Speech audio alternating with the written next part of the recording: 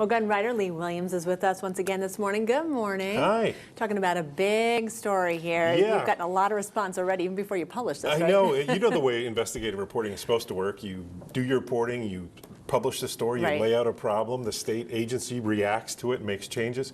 We got a response before we even published. Amazing. What we're talking about is the Florida Fish and Wildlife Conservation Commission had these waiver forms at all of their state-owned ranges. Right.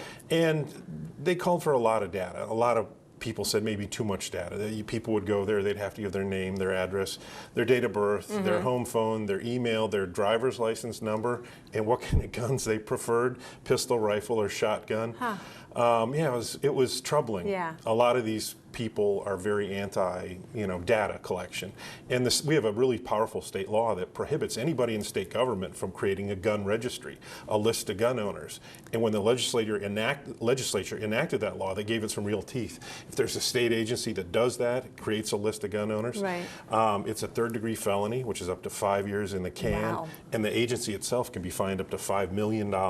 And any official implicated has to pay for their own defense. Oh my goodness. So they're kind of nervous about the gun registry thing. I started making some waves, to put it mildly, and asking some questions, and got hooked up with Nick Wiley. He's the executive director of FWC, and Nick's a great guy.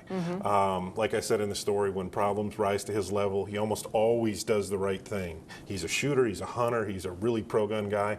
Unfortunately, it seems that lately a lot of problems in FWC have to rise to his level before they get resolved. I see. Well, he whacked the form, and right now you can go to the range, and all you need is print your name and sign it. Okay, because I was going to say, they probably need like some sort of liability thing on their end, Something. but not as in-depth as what we were seeing. Yeah, they don't need to know my wife's grandma's maiden name. Well, there you go. Yeah, that is true. So we're pretty happy about that. I know a lot of gun owners were really nervous. There was this kid down at the web range who was even doing public records requests and getting photos of these filled out waivers and putting them online, which he's now going to take down, just to prove his point. Right. Oh my goodness. Yeah. All right. So unbelievable. So yeah, huge response here on this one. They've made changes. Everything's good. It's all pro-gun, pro-freedom. So we're happy. Right. Anything you could tease for next week? Yes, that you're working on? We went out and shot a whole bunch of machine guns. Very rare, exotic, fun things. We wanted to get some video today. That didn't work out. Right. Next week we'll talk about the guns and the investment quality of these high-end guns. Very interesting stuff there. I'd love to see the video. Oh, Can't you're wait. going to love it. All right.